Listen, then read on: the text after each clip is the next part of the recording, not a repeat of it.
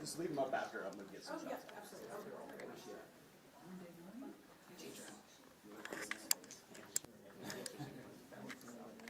Very good? Okay. Okay. Everybody ready to go? All right, good morning. Thank everyone for being here today. As you know, the NAEP assessments were just recently released this morning. It's a national assessment that we can recognize as a national report card, and that is the National Assessment of Educational Progress. And I am proud to release and announce that Hillsborough County ranks number 1 in 2 of the 4 areas assessed in the entire nation. You know, this is so important for us because as the NAEP assessment, which is a assessment that 26 large urban school districts across the nation administer, it really gives us an opportunity to compare ourselves to other school districts that look like us. And it's an opportunity for us to determine whether or not our instructional practices, our resources, our hiring efforts, our culture of learning is working in an effort to determine how well we're moving student performance. You know, as you know, the last 2 years, we've really been challenged with, you know, the pandemic, but other areas to be able to address learning within our school district. But as you can see, as the nation shows a decline in this national report card, the state of Florida has its highest rankings, and at the same token, Hillsborough County has some of the highest rankings, leading the nation in the number 1 spot in the area of 4th grade literacy reading, in the area of 4th grade math.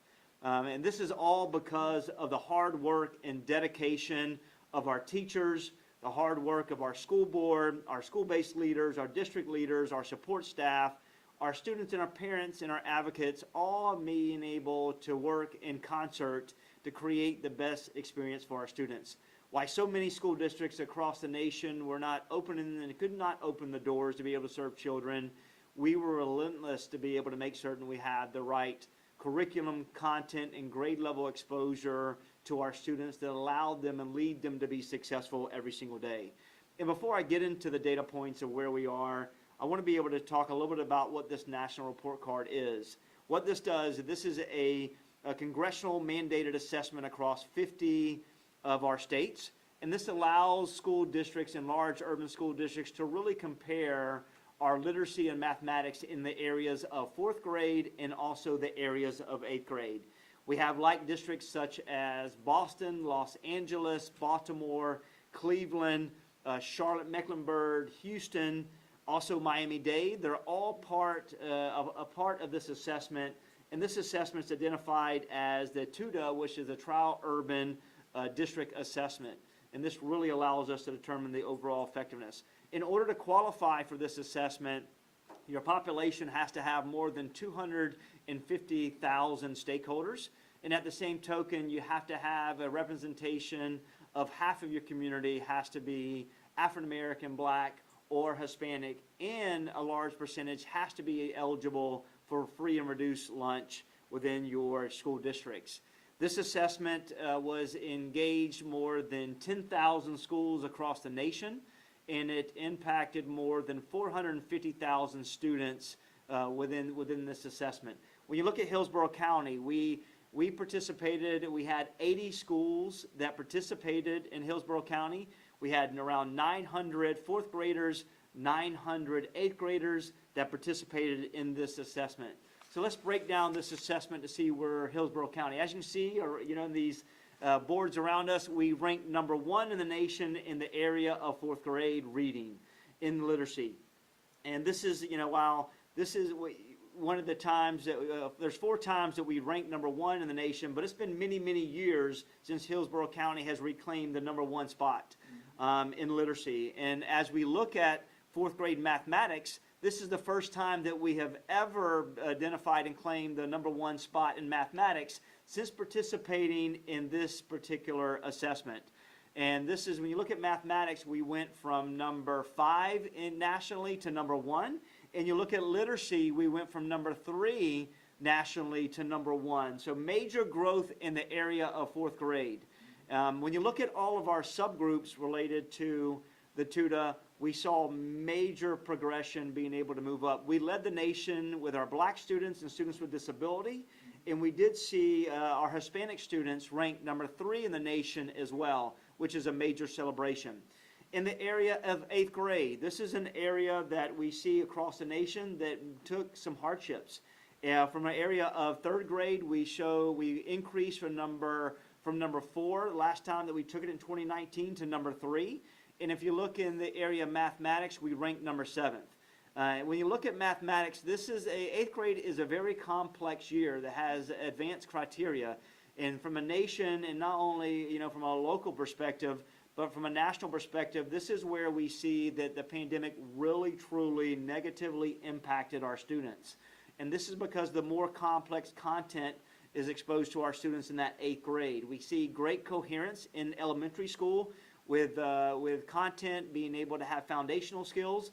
But when you get into the 8th grade in the area of mathematics, this is where our students have to be able to start engaging in ratios, proportions, and have some high-level math. And we can see that we have to have immediate interventions as we identify the causation of what happened in the 8th grade.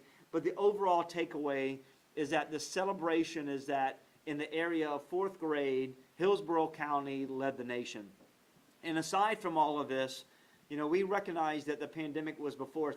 Students took this assessment from January of 2022 to March of 2022, just coming back from a winter break where we saw a spike in the variants of COVID, with the Omicron variant being able to hit this community in a really rapid manner. But we continue to make certain that our instructional framework, our content, our interventions, and that we focus on instruction to make sure that our students have the essentials every single day. And when we talk about essentials, it's just not having high quality content in front of our students, but we made certain that our students had the technology that they needed with their technology platforms. They had the Wi-Fi they needed to be able to connect to content. They had before, during, and after school intervention with 24/7 paper in the grades 6 through 12. We also provided interventions for our students for tutoring with connectivity for students in elementary, when we had a suite of experts ready and available for our students if they were missing schools because they were out, to be able to make certain that learning continued and that instruction moved forward. And I'm proud to say that our teachers continue to step up along the way. And as superintendent, I'm so proud to recognize our hard work of our district staff, of the school board, of our teacher support staff in this community. Prior to coming in, one thing that it was very clear is that I promised to make certain that every student in this organization had a chance to compete inside and outside of our classrooms, and that we would make certain that we would have in front of us quality content, but expert teachers every single day, and that we would eliminate underperforming schools and students that were part of the achievement gap, and being able to work diligently to compress that. And we've done just that every single day since coming on in 2020. And this is part of moving the school district from number 35 in the state to number 19 in the state. But this is all because of our team. You're only as good as your next hire. And being able to hire the right teachers, the right support staff, the right administrative staff, school-based staff, all comes together in an effort to work in concert to have remarkable gains. And this is another indication that Hillsborough County is returning to its glory days academically every single day, not only from a local perspective, but from a national perspective as well. At this time, I'm going to turn it over to our school board chair. Chair Combs has been a great leader and advocate of education in every pocket, especially for our subgroups and our students, to be able to address this. Thank you so much. And thank you so much to Superintendent Davis, because at the end of the day, it is about leadership, and we really appreciate everything that he's doing. Also, Terry Connor, the Chief of Academic Services. It's really important to know that, it has been a really difficult few years, and we've done so much, the social, emotional, making sure that children feel good and they feel safe. And to see that on top of that, that students are doing well academically, and here we are ranked number 1 in the nation, shows how much it's taken our schools, our teachers, our faculty, our paraprofessionals, our bus driver, everybody working together to make sure when we have results like this, it's just not one person, it's all the way to the top, all the way to the bottom, everyone working together, making sure that children are feeling safe, that they're feeling good and making sure that they continue academically. As I visit people, I had someone the other day from Vermont, and they said to me, wow, we were closed for almost 2 years. I mean, our kids are struggled so much and continue to struggle. And I said, our kids continue to struggle, but we move forward and make sure that they continue to be able to make those academic gains, because we know as a nation, 10, 20 years from now, we're gonna feel this. To see that Hillsborough County is doing so well and continues to do so well, I am optimistic that with the leadership and with everyone working together, we will continue to strive and move forward. So thank you very much. Thank you. Thank you, Member Combs, and thank you, Superintendent Davis and Terry Connor. This has been an emblematic work of 3 different areas. I see clearly that our FACE team, our family and community engagement, we reach our parents, which is our families, which is our children, to get their buy-in. And then the second component is the idea of equity.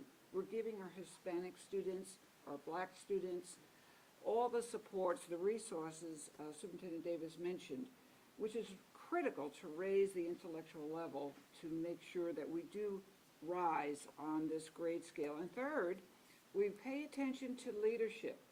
I will say, and we just had the Hispanic Forum, with Superintendent Davis right online with the Hispanic communities, leadership, through his leadership and his staff, and our wonderful teachers, we have been guided as a school board to help really envelope and embrace academic excellence in numeracy, as mentioned, and in literacy. And this is all a work of reaching out to families, to our staff, our teachers, and through the work of our superintendent. So we appreciate you all recognizing his wonderful work as well. Thank you, Ms. Gray. Thank you, Ms. Combs. And as they said it well, this is about the hard work of our principals and our teachers and our support staff, but also our students recognizing the importance of education. As we continue to open up our doors and to be very creative in our innovations and our solutions, we'll continue to make certain that students have everything they need to be successful every single day. So at this time, we'll open up for any questions that you may have, and we have a team here to be able to address. Yes, ma'am. Yeah, so how would, and first of all, congratulations Thank you, on ma'am. the 4th grade results and being All right. at the top of the tutor group, and that is to be commended. Yes, ma'am. How would you explain, you touched on it briefly, the difference between the results in 4th grade where you were at the top and 8th grade where you seem to be about in the middle? Yeah, I think that 4th grade, we have really good job of our instructional guides and our content, making certain that the foundational skills of mathematics, of numeracy, of computing, of our students conceptually understanding content, it's seamless. As you take the jump from, 6th grade, 7th grade to 8th grade, in the 8th grade, you start to get into some pre-algebra concepts, and those concepts are very complex. With the last 2.5 years of some of our students missing some of those foundational skills allows them to be exposed to high-level advanced mathematical practices. It really creates a separation. And we see this is across the board nationally, not only subject to Hillsborough County. So what this says to us is that we have got to be able to think and reflect about what interventions have to happen now to be able to make certain that that gap is closed. And going back to make certain that our 7th graders and our 6th graders are exposed to some of these big ideas, annually assessed standards, so they feel comfortable and have the confidence to be successful. But this is an eye-opener for us, the nation. This very clearly identifies that the pandemic has had an impact on our learners and learning at scale. While we really maintain in other areas and accelerated in other areas, this is an area that, openly, but that my cabinet will have a discussion about today. Mr. Connor, anything? 8th grade, in other words. Yep. Yeah. Anything you want to add? Good. What can parents do at home to continue this trend, and for those maybe who are not meeting these kind of standards, help them? Sure. The first thing is, we know that our parents are our first educators. They need to remain actively involved and be advocates for their students, not only from a nurturing perspective, but from a content perspective. Make certain that every day there's norms at home when a learner comes in. When there's a learner comes in, what are we going to do to have a structure where there's conversations about what did you learn? How did your day go? What's the core concepts of math and literacy? Also have areas in your home that have literacy available for students. Literacy that they love and literacy that pushes them as well. There needs to be a blend of that. And then also from a mathematical perspective, always engage your learner every single day. Whether I'm shopping with my daughters, I can tell you, I got a 17-year-old. I always go to the store. When we're in the store, she wants to know what's 30% off of $80, and she wants to go to the iPhone. Stay away from the iPhone and think about the mathematical practices and push them. Allow them to understand real-world connections that allow them to build the foundations. It has to happen that way. So those parents who may feel that this is challenging, lean on us.